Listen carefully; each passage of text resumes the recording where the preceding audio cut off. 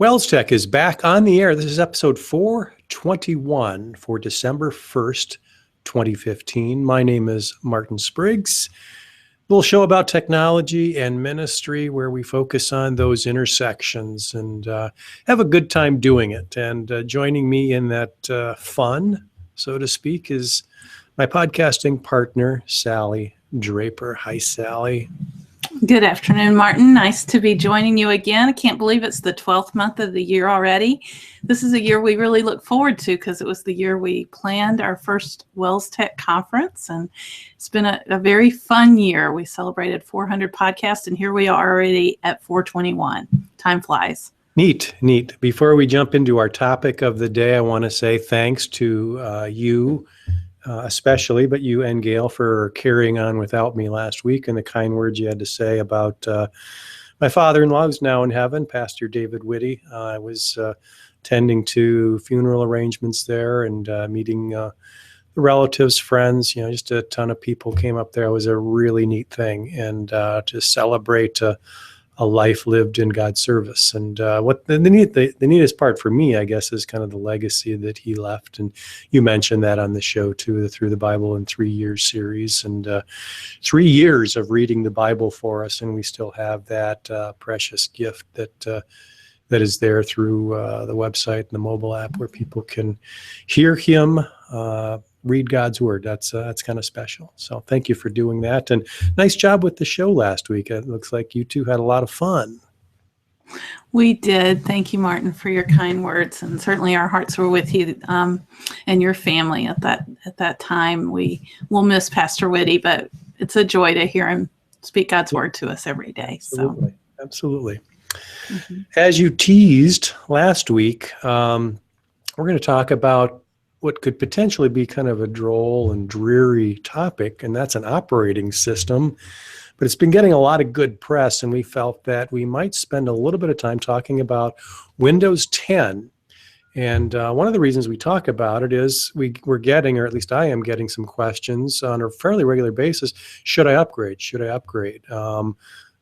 Are there enough features there? Is it stable enough? Is it going to be a wise use of my time and resources to upgrade from Windows 7 or Windows 8 or whatever I'm using to go to the latest and greatest version? So this is our Windows 10 show, and we probably have a couple of different experiences. I've been using it for about 6 months or so, and you just installed it, so you kind of have that fresh eyes look at the experience, and we're going to talk through some of the tips and tricks that we found and some of the gotchas as well. So what do you think so far, Sally, at Windows 10?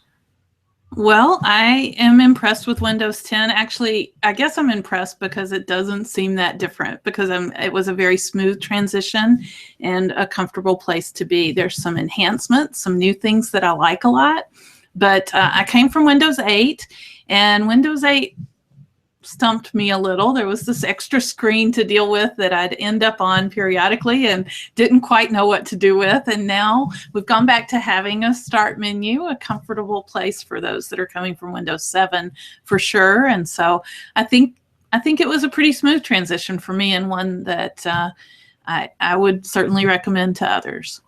I'm with you there. I don't see a compelling reason not to upgrade. We in the Senate office are just going through that in this month of December. So we feel pretty confident that the apps that we use day in and day out, which are probably pretty typical, are not going to have any compatibility issues. The hardware requirements is always a concern. Is that something that is going to get in the way of, installing this? Do you have enough computing power available to you? And I would suggest that if you could run Windows 7 or Windows 8, Windows 10 is not going to be a problem. In fact, they're trying to unify the platform so that the same version or versions of the operating system will run on whatever device you're running, whether it's a tablet, a laptop, or now even smaller devices like phones, those kinds of things. Yeah, and like I mentioned, there's some new things about Windows 10 that may make it pretty appealing to you.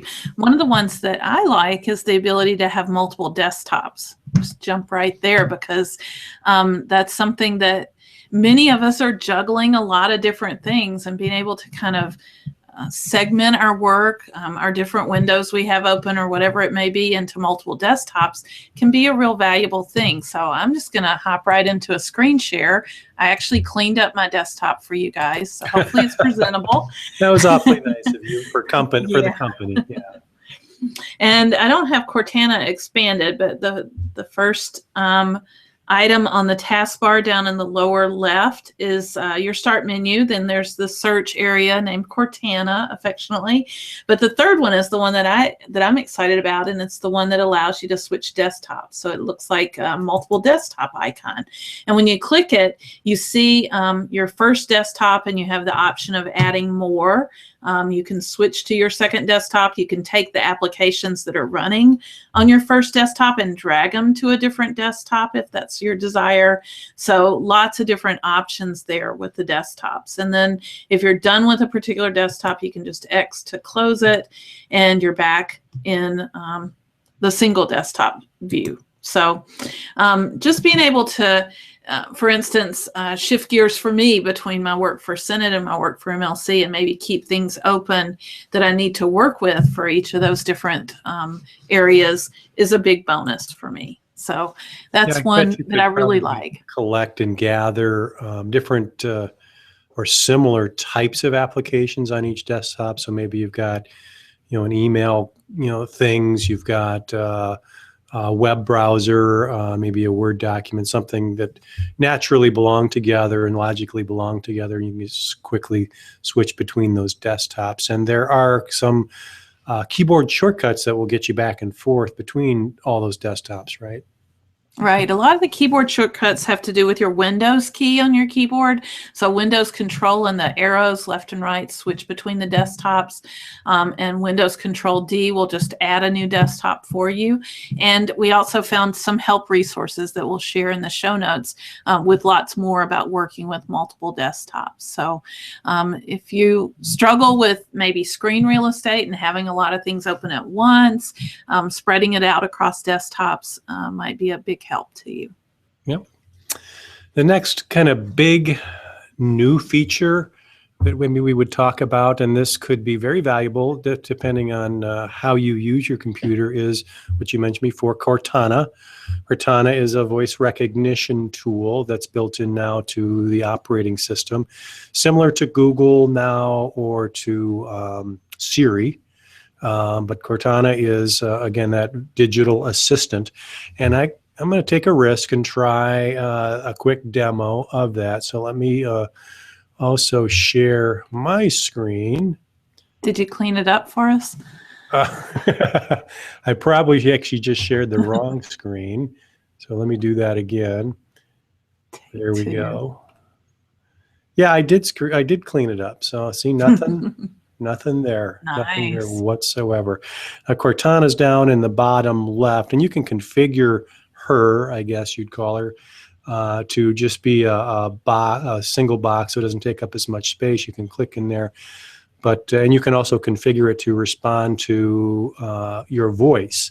So if you said, "Hey Cortana," she would perk up and listen. And I don't have that set up, so I'm just going to click the microphone here, and hopefully she can actually hear me. So we didn't practice this ahead of time, which is always a challenge. Let me ask her a very simple question. What time is it? You can't quite hear. I don't have my volume turned up loud enough, but she tells me it's 4:10 and gives me where I am. When's my next appointment?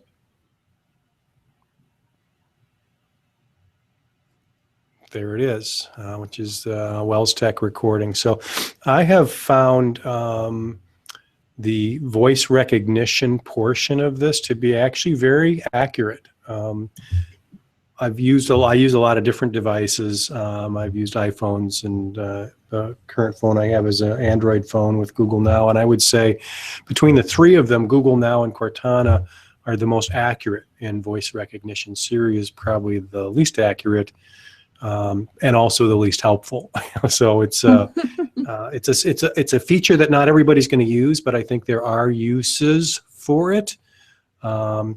definitely, some people can find a lot of usefulness in not having to hunt and peck and just ask simple natural language type questions. And I think for me, that's what differentiates some of these from others, where you don't have to get the exact words right in the exact order to get a response. So that's the trick, with some of these things. So Cortana is, again, one of these features that's available on Windows 10, and I think come a long way since she was first released or launched. And it basically is a search engine for the web as well as your local computer. Is that fair to say, Martin? And I've lost Sally's sound, so let me see if I can fix Hello. that. I think you are talking. I can see your green dots, but Cortana, I think, took over my audio. So let me see if I can change to a different speaker here. Try it now. So my question for you is Cortana searching the web as well as your local computer for you? It's kind of a global search. Is that correct? Right. I could ask her to obviously do web searches. So she would search Google or Bing, I think she would obviously use, but also search my local hard drive. She searched my calendar to find my next event. So definitely a kind of a universal or global search that it provides. So yeah, it's a nice function and feature. And one of the maybe quirky things it took me back was that you have to actually log into a Windows account to use Cortana, Yes. to use it fully.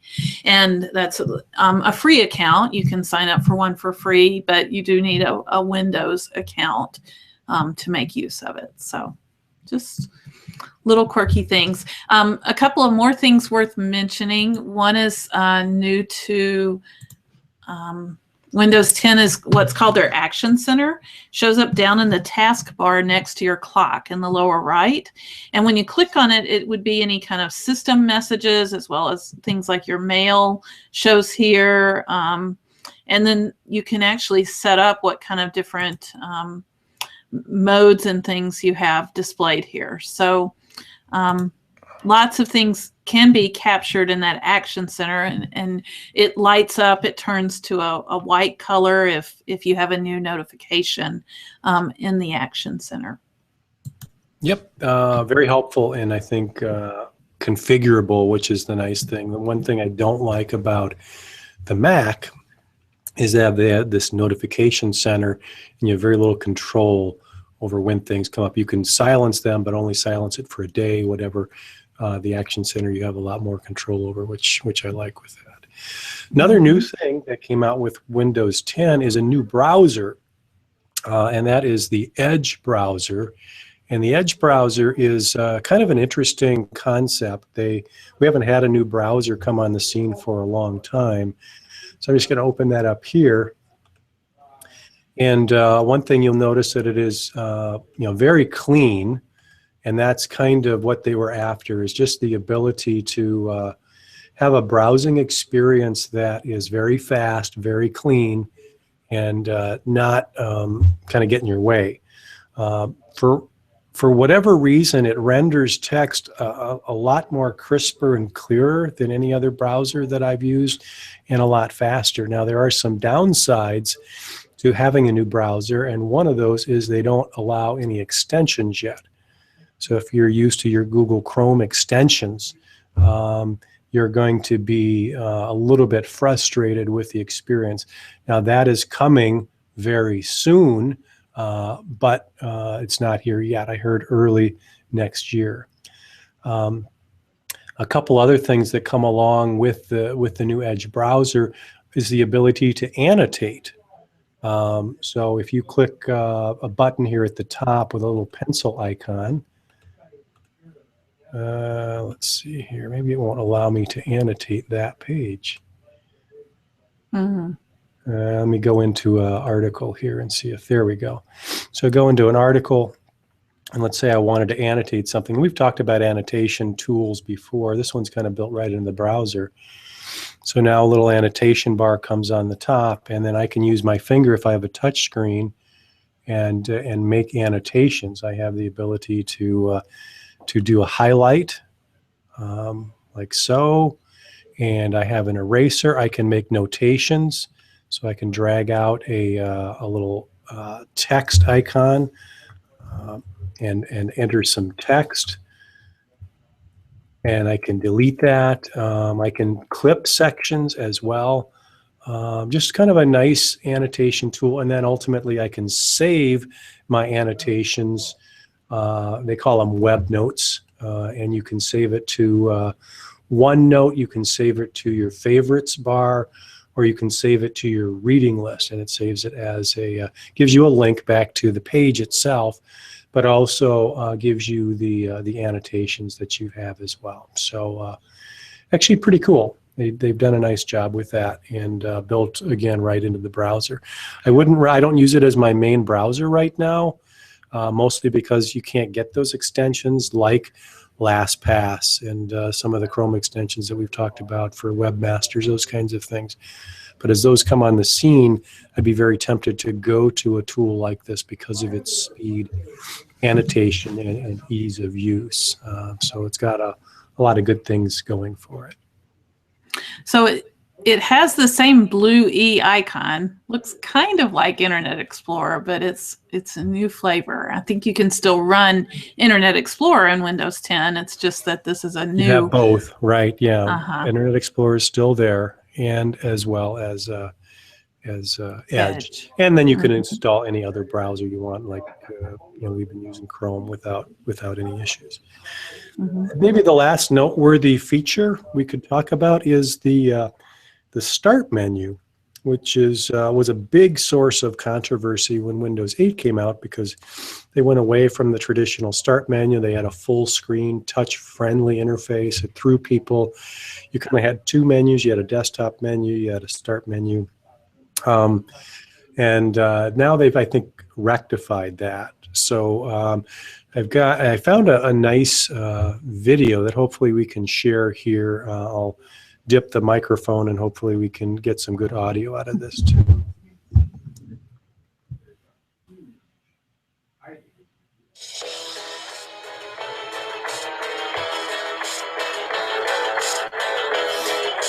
The familiar Start menu is back in Windows 10. On the left, there's a list of apps you use often and ones you've installed recently. To see a list of all of them, select All Apps. Pin your favorite apps on the right. It's fully customizable.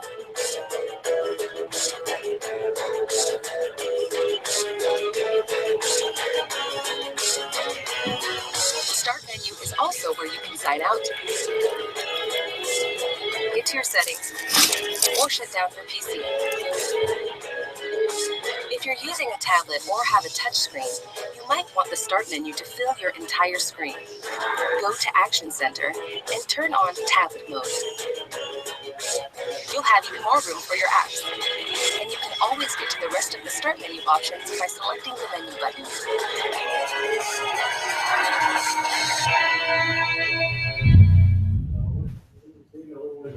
A quick video about the Start menu. Hopefully you could hear that, Sally.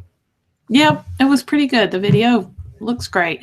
I just realized that full screen Start menu is there. It's just you have to turn that on, and so I'm happy to say goodbye to it. That was not my friend, but I get it. One of the nice things about that Start menu, they've kind of combined and made it kind of the best of both worlds, where, as she demonstrated, you could click and drag your favorite programs onto that menu and reorder them or resize them. Very easy to do, and then drag things out and make it just kind of a better user experience. So I think they've done a nice job with this, and given the people who use tablets and or prefer the touch, kind of the bigger targets, as well as those who prefer kind of the traditional desktop approach with a mouse or trackpad, kind of the best experience for them as well. So I think they've kind of found that happy medium, and that's probably why Windows 10 has been more fully adopted than Windows 8 ever was. So Definitely. Well, there's a few little tricks that I wanted to share as well while we're talking about Windows 10. Let's see if I can share my desktop one more time. Just got to figure out the right desktop to share. And one trick I wanted to show, and this is, again, kind of the challenge of having a lot going on in your lives. Sometimes you have a lot of different windows, and windows get hidden behind windows, and you're trying to find the right thing. And maybe it's this window I want to work with, and I want everything else to go away. You can actually click on the title bar and shake it, and it minimizes everything else, and so that you can focus on the one window that you're interested in. If you do the same thing, click and shake again, it restores everything to the same spot that it was before. So that's a nice way to just zoom your focus onto one particular thing. Another nice trick is that you can drag a window to the edge, and it pops into a half screen view of it. And then it gives you all your other open windows that you can select from to, fill up the other half of the screen. So good way to just kind of parse things out and make them display correctly and fill up a good amount of space. So one more trick, I believe it is, let me just look at my notes, the Windows key plus any number will give you, will allow you to open the things that are pinned to your taskbar. So you can see my taskbar, I have Outlook, I have Chrome, I have my Windows Explorer, my mind map, Notepad. Notepad's one of my favorite things, and I open it all the time. So if I just use Windows 5, then Notepad opens automatically for me, because it's the 5th thing pinned on my taskbar. So just a couple of little tricks for you there in the Windows 10 world. So just out of curiosity, what do you use Notepad for? Oh, I use it for everything. I copy and paste a lot of text into there as kind of a holding ground, and also to clean the text. If I'm going to put it on a web page or something, I want to strip off all the extra coding. That's part of it. How about you? Are you a Notepad fan? Nope, I never use it. Oh, wow. I use OneNote all the time. That's kind of where my clippings go. Okay. And I don't have a lot of reason to quote unquote clean text, although I know a lot of webmasters would need to do that. So good tip though. And very quick and easy. It gets out of the way and does what it does very well. So definitely. A lot of help text, which is great news if you are just loading up Windows 10 and trying to get your arms around what all it can do. The screen I was on before just showed one of the pieces of that, and that was the area of the, some videos on the start menu. But you have all kinds of things on search, setting things up, Cortana, Windows Hello, which is a new security feature that allows you to, on certain computers, newer computers, use your fingerprint or your face recognition to log in. Microsoft Edge and all the other apps that go along with Windows 10 and beyond. So I think Windows or Microsoft has done a nice job with their help page, and obviously there's more stuff if you just do a quick search on the internet to find out what you can do with Windows 10, what the new things are, and even kind of give you step by step. Well, you used to be able to do this in Windows 7. How do you do it in Windows 10? Well, what happened from Windows 8 or 8.1 to Windows 10, those kinds of things. So nice stuff that they have online for help text. We'll definitely include links to all that in the show notes, as well as a link to where you can download Windows 10. Windows 10 is free. I believe it's going to remain free for a full year, which they announced it this summer. So through next summer, if you have Windows 7 or 8.1 on your device, you can upgrade for free, and we'll include a link to that in the show notes as well. Yep. So I guess you and I are in agreement. We would say, why not? Why not? Good opportunity. Definitely do it before the free window expires. Doesn't make sense not to. I think there's a lot of good things going for it. I find it to be very stable. I've never had a blue screen or any kind of crashes with mine. So I think it's ready for prime time. Very good. Sally, should we move along to our next segment, which is news and tech? And News and Facebook's in the tech. news. They are. We'll have a link in the show notes to an article from USA Today announcing Facebook's Notify app. Came out last week. I have it on my iPhone. I think it may be iOS only at this point. Can't get it on your Android phones yet. I'm sure it's coming soon there. But the Notify app is basically like a news reader. And when you set it up, they have you select, different channels that you want to follow.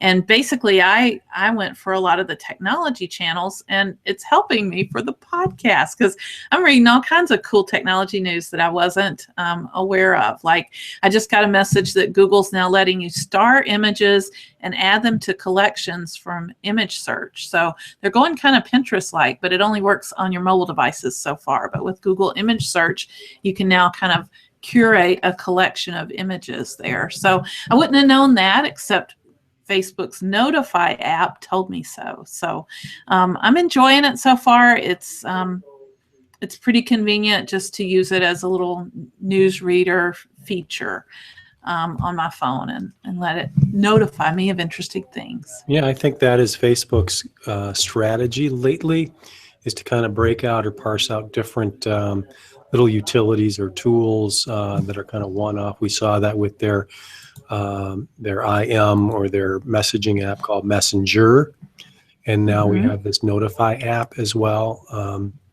I think that's probably a wise thing, so you're not just constantly adding more and more features to this behemoth, app, and it just gets more and more confusing. Facebook, to me, is already confusing, has a lot of stuff available. If you break some of these out a little bit, it makes a lot of sense. So when it gets to Android, or maybe I should try it on my iPad, see how that works. So there you go. Good deal.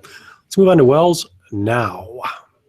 And boy, this Wells is a happening place. We've got lots of Wells Now news, starting with a speaker in the Southeast Wisconsin area who's going to be talking about technology and ministry intersections. Who might that be? Yeah, anybody who attended our WELSTech conference this past summer, one of the highlights was Jim Aderman giving a 20-slide for 20-second talk at the Ignite section or segment of our conference.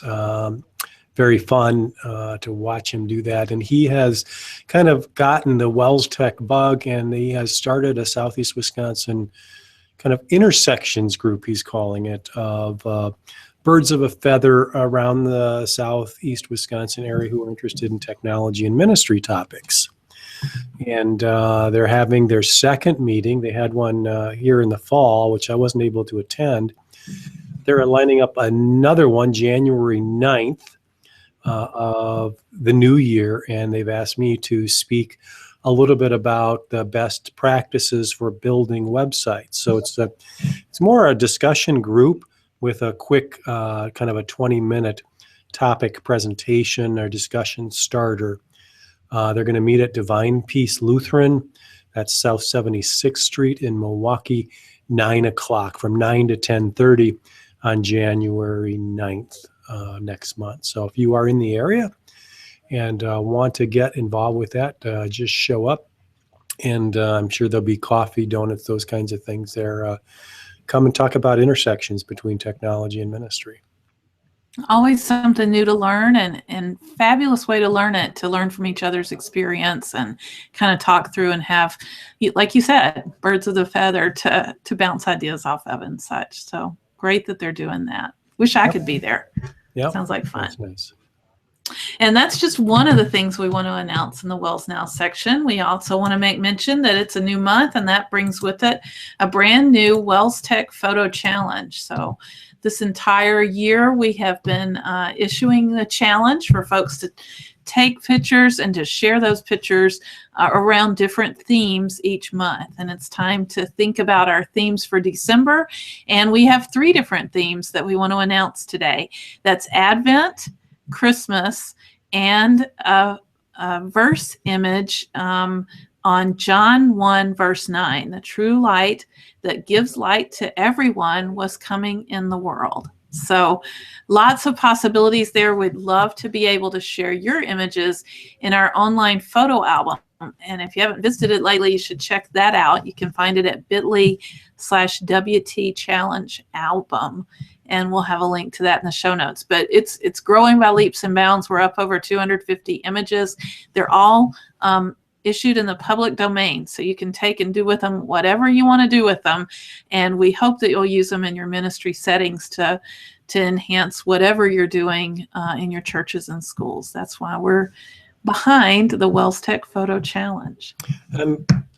I'm always interested to see some of the creativity of some of our photographers.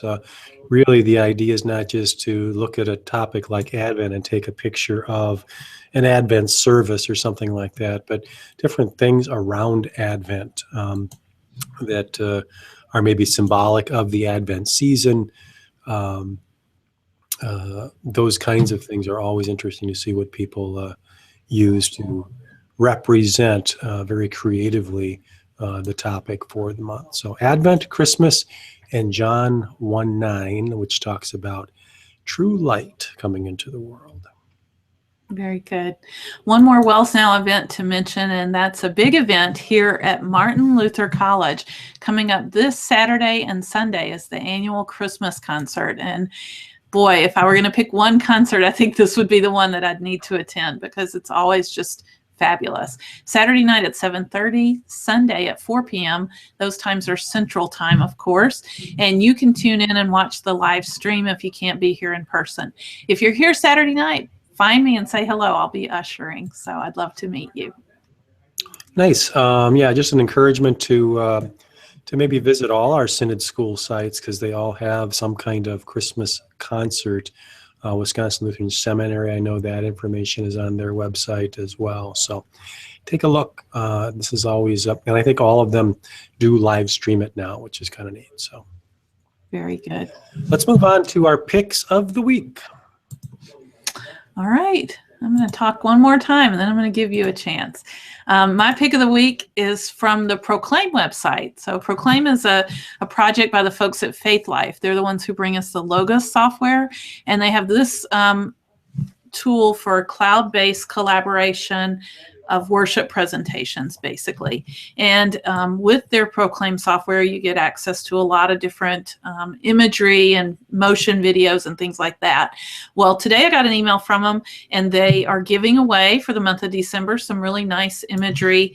Let's see if I can share the images, actually, because I have them here all prepared for you, and I shared the wrong thing. Drag this over here.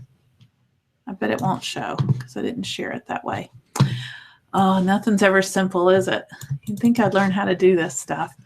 Anyway, they're giving away. We've only been doing the video shows for, what, 150 episodes? So something like that. I'll catch on eventually. Look, I can do it. They're giving away these 3 lovely slides. So a slide for Christmas Eve, one that's blank with kind of a snowflake background, and then one that says Merry Christmas on it. So those might be useful in your worship projection. They also have this motion video that just says welcome and has a snow effect. And so all 4 of those pieces of media are available for free. You simply go to this site, and let me just close, switch screens. And we'll have a link in the show notes. It's proclaimonline.com/freebie of the month with some hyphenation in there. And they actually prompt you to put in your email address. So they want to know who you are.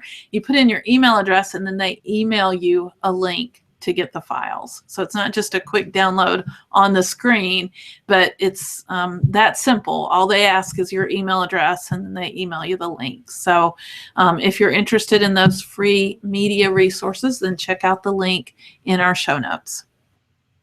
Good pick. I like it. Very timely, very seasonal. Mm-hmm. My pick of the week is kind of geeky, but very useful. We've been, both you and I, Sally, are big Chrome fans. We like the extensions. We like the way Chrome does things. But one of the things we don't like about Chrome is some of the memory issues that occasionally crop up when you use Chrome. So I ran across a good article I wanted to share, and just a little tip, and that is Chrome has a built-in task manager.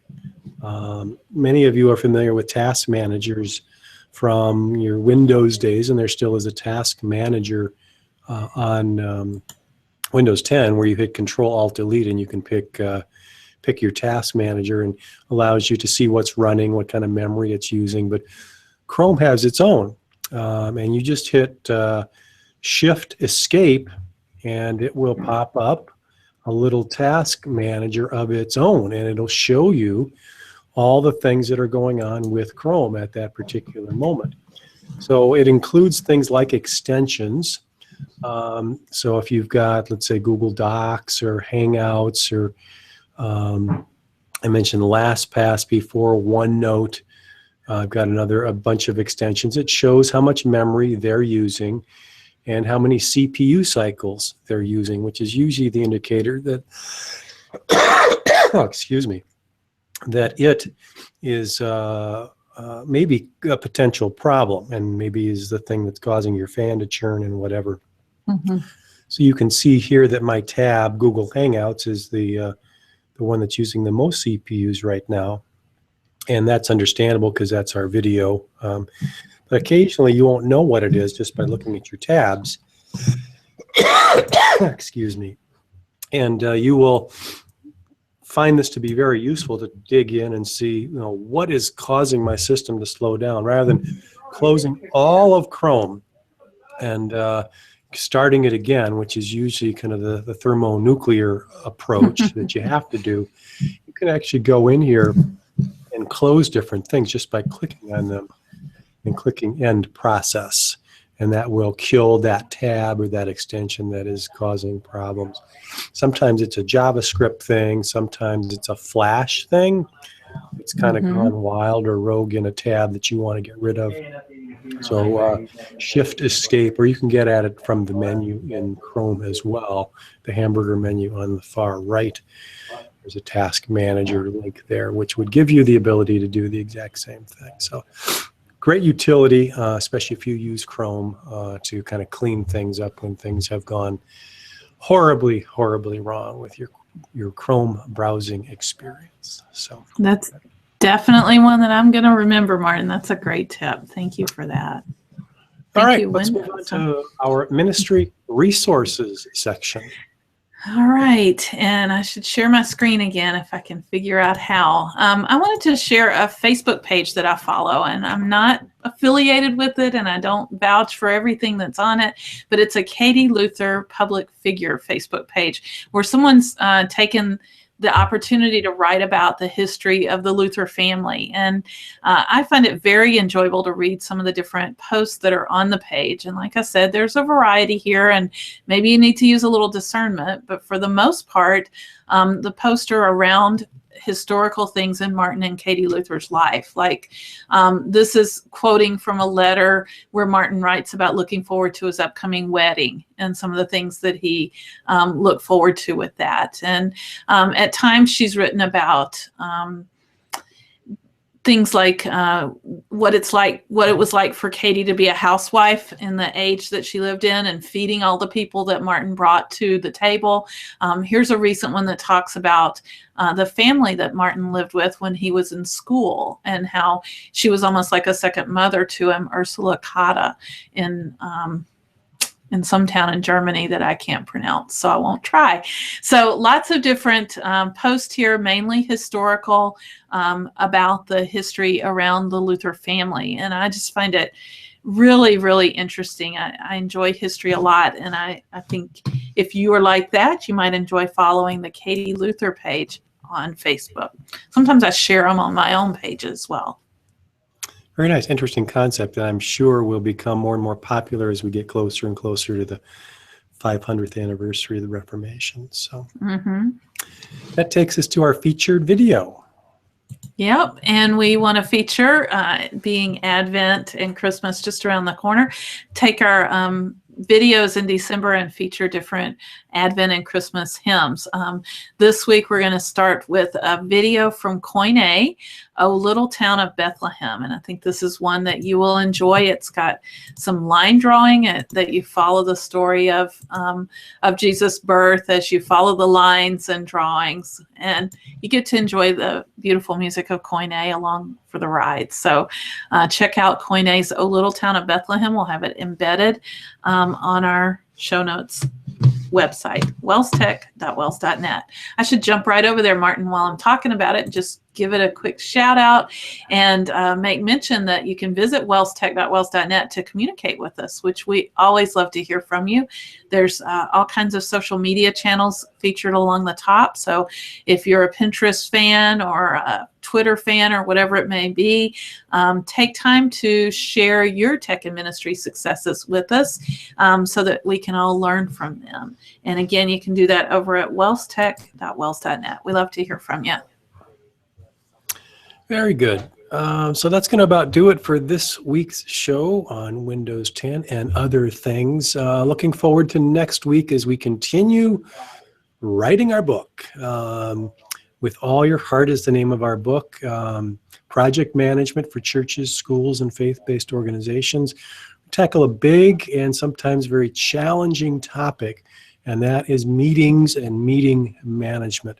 Seems like nobody likes meetings, but maybe they're not as bad as we think. There are some tools and some tips and tricks that we're going to talk about, and we're going to invite the faster pastor on the show, Pastor Rob Gunther from Kenai, Alaska, to talk about some things that he does to make his meetings, his council meetings, more productive. So you're going to want to tune in next week for all of that and so much more. Thank you all for joining us, and we will talk to you next week. Blessings. Bye-bye.